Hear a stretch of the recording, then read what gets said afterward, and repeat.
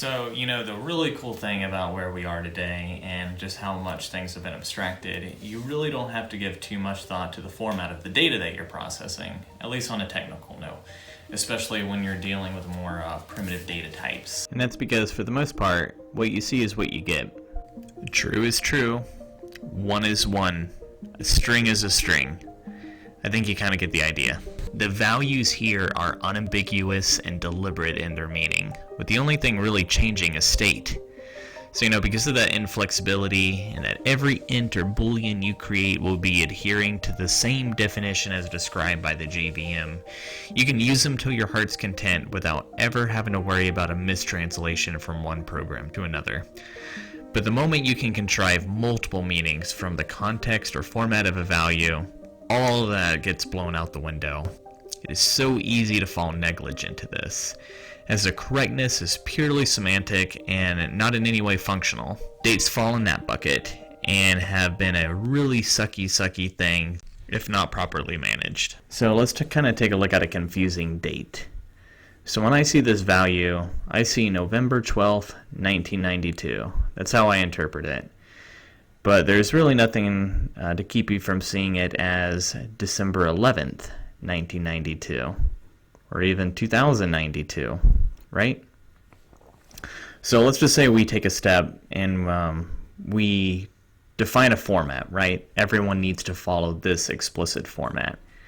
So now everyone should be all on the same page. This is a November 12th, 1992, 8 a.m. But then is it Eastern Time or Central Time? And so the natural evolution of this came about through the ISO, which is the International Organization of Standardization. And they put together the ISO 8061, which Wikipedia has defined as follows. It's an international standard for covering the exchange of date and time related data. It was issued out in 1988 with the purpose being to provide unambiguous and well-defined methods of representing dates and times so as to avoid misinterpretation of those values, particularly between countries where conventions in writing those dates and times may be different. So this applies at all levels, not just software, but that's where it really hurts. Alright, so before we jump in any code, let's try to go ahead and throw down that ISO 8061 date string onto the whiteboard, just so we can kind of step through every single piece of what kind of dictates that standard. So with ISO, you always start out with the largest unit of time. In this case, that's 2019. So let's go and start with that. So notice that this is a 4-digit value. You never want to omit any digits here because then it's kind of up for interpretation for what people might convey. If we just left 19, is that 1919? Is that 2119? I mean, you can't really know, but this 4-digit format is very explicit. Now, typically, this isn't required, but I'd say it's highly recommended. You want some kind of delimitator to segment your units of time, just so we can kind of read it. Because having something like 2019, 80, not 87, 23, 11, you wouldn't be able to easily perceive that as a date string. So falling into that, the next value here is the month. So it's November, so we're going to dictate that by 11. And another important thing with this is a 2-digit value. If anything preceding this is a 0, so meaning like it's 1 through 9, right? Something that's only represented by 1 digit, you would want to put a 0 beforehand. Same thing with day. We are on the 28th, so it doesn't apply to us. Now, like I said earlier, we want to go ahead and just go all the way to the time. So ISO has this cool letter. It's the T. This is a designator to essentially determine that we are now specifying time. Get it? T for time? That's how I remember. All right, so now we're on the hour. Just to kind of prove a point, let's say that it's 10 p.m. And the reason I want to say it's 10 p.m. is because ISO goes on a 24-hour clock. So we will say 20. You have a colon here. And same thing with minutes and seconds. They also follow the 2-digit rule. So let's just say it is 1030 and 19 milliseconds. Now here, let's go ahead and get even more specific, because right now we've omitted it. We don't really know the context as to what time zone this is. If we throw a Z here, we've now explicitly stated that this is UTC, and Z is just a very shorthand for, it's just an offset of 0. And UTC is the basically the universal way of moderating time. It's the universal clock. And so let's just say if you're in central Missouri, like I am, this would be an offset of -5. So really it's just -5 hours from UTC time. And what this would do, this would be depicted as, you got a minus here, so -5 hours from this time. And there you go. You now have a fully verified long form ISO 8061 date in UTC. Okay, so let's finally dig into some code. So we've got a very simple Java app here. Nothing too much, just a few lines of code. And all we're trying to do here is showcase how Java deals with dates and timestamps. So let's get right into it. We've got our main method, and we've got 3 date time strings defined. Now, if you notice, these are all ISO 8061 compliant, right? They all have the largest unit of time up front. They have their T designators, though there are some differences between them. This one is just a pure UTC timestamp. It's probably the one you see the most often. This one is that offset, right? Which we kind of showcased earlier. And this last one has nothing, right? It's totally up for interpretation. Totally up for interpretation as to how this guy is localized. So the first one I wanted to talk to you was java.util. This is the one I run into all the time. And I'm guessing it's probably the one you have the most familiarity with, right? It's date, calendar, time zone, and really this is just because Java has been supporting this guy's Java 7 and below. This is, it's only been since Java 8 that they've introduced a more clear and concise package that they want you to use for time utilization. But just kind of looking at our java.util, let's get an idea as to how Java deals with it. We've got this get util data, should be date, but we've got this get util data method, and we are passing it the string 2019 November 28th, 2230, 19 milliseconds, right? This is a very clean and simple UTC timestamp. And so we're passing it into this method. We're using our simple date formatter to format it with this pattern, really the same exact format that we're getting it. And we're returning a date, and I've got this print result method to just print it, right? Input result. So let's go ahead and look at the result of this one. It's the very first one. Right, there's our input string, and now something really important to notice is there's this CST, there's this implied time zone in our date object, even though we never find it anywhere in our code. That's because your date object will bring in whatever whatever JVM that your app is running on, it's going to pull in that default value. In my case, since I'm in Missouri, my computer is in Missouri, it's pulling in CST. But that can actually cause quite a bit of harm if you're running on a distributed cluster or you don't pay attention to this. There are so many problems, so many subtle problems that can come from this. And another thing to really kind of keep in mind is that the .date object is, it's really very simple. It's got that time zone, but really the time zone that's more of a way to convey that date, that time. All the Java date really is just the number of milliseconds since January 1st, 1970. And that's the Unix epoch time, right?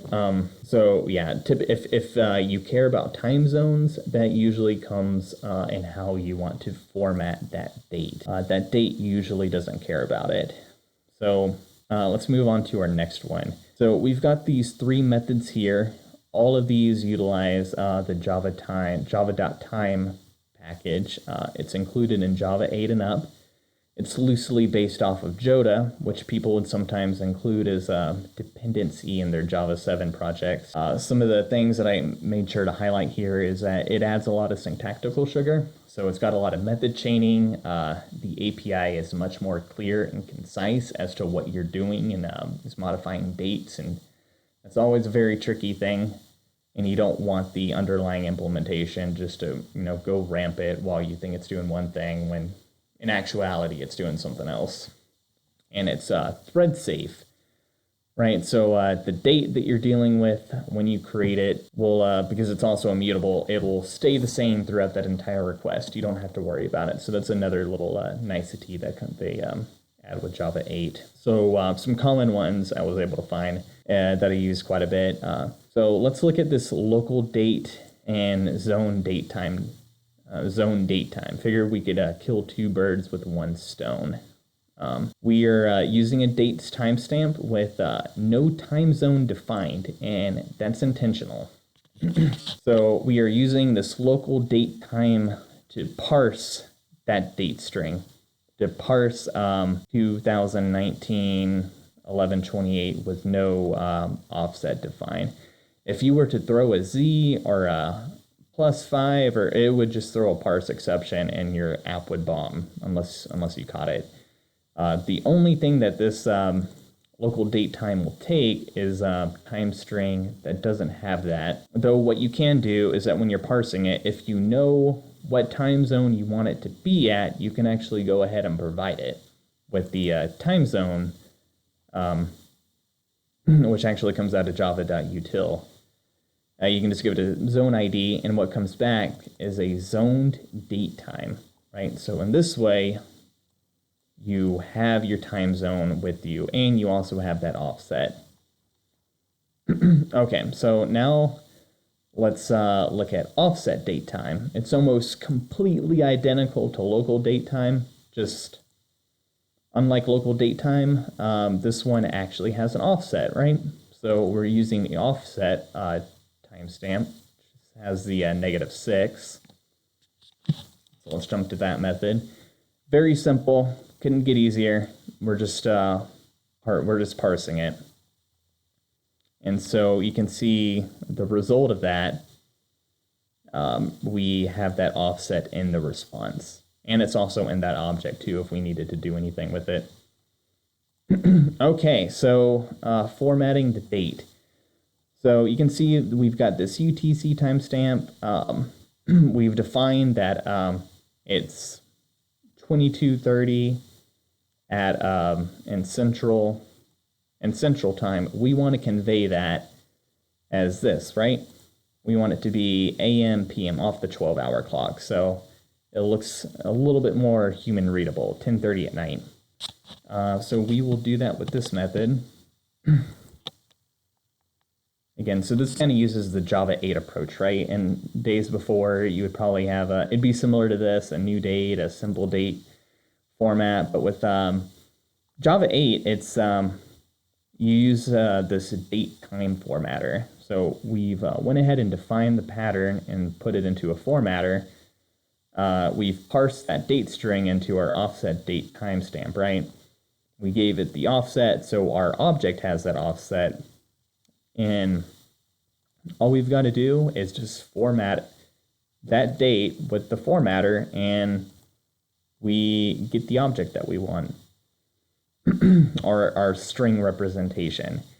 It's just a little bit more concise and clear to do it this way, right? There's less lines of code, and there's less room for error in this approach. And finally, I figured it'd be good to touch on this one, is instant. You might use it for business logic here and there, or maybe you want to have a system timestamp to record when a transaction happened. When you do instant.now, that's it records that moment of time, that UTC timestamp. So this is basically what we're doing here. I'm just printing out the instant as a string. And so on the day that I'm recording this, in UTC, this is actually incredibly important. Let's look at this. So I am printing this out at the UTC timestamp of December 1st, not 1 a.m., but 1 hour into the 24-hour clock. But I am actually on in Central, right? It's actually November 30th and my own local timestamp. But if you were to add 6 hours onto that, right, that would be 8, 9, 10, 11, 12, 1. There we go. We're now officially into the new day, which is why it technically skipped days, though if you were to localize it, it would be November 30th. Just some things to keep in mind, and that's kind of generally how Java deals with dates and times, or at least just a handful of ways to deal with it. All right, so biggest takeaways. Take date time formatting seriously. Take that shit very, very seriously. In my entire software career, it's probably been one of those things that has cropped up probably the most, and I think that's probably because it's so easy for that mistake to happen. So, general rule of thumb is that when you're saving and processing this data, the first and foremost is make sure you do intensive integration testing, right? Just make sure you totally understand how it is that you're dealing with that date string, whether you're processing it, manipulating it in some kind of way, whatever you're doing, just make sure you've tested it out thoroughly. 2, save at the greatest level of date precision, and always save it in UTC. There's always exceptions to the rule, but it will make your life so much easier just to have like valid, comparable dates across the system. Thank you all so much for listening in. I've put a lot of links in the description as to where I kind of got this information. Definitely give that a look. And again, just thank you so much, and see you in the next one.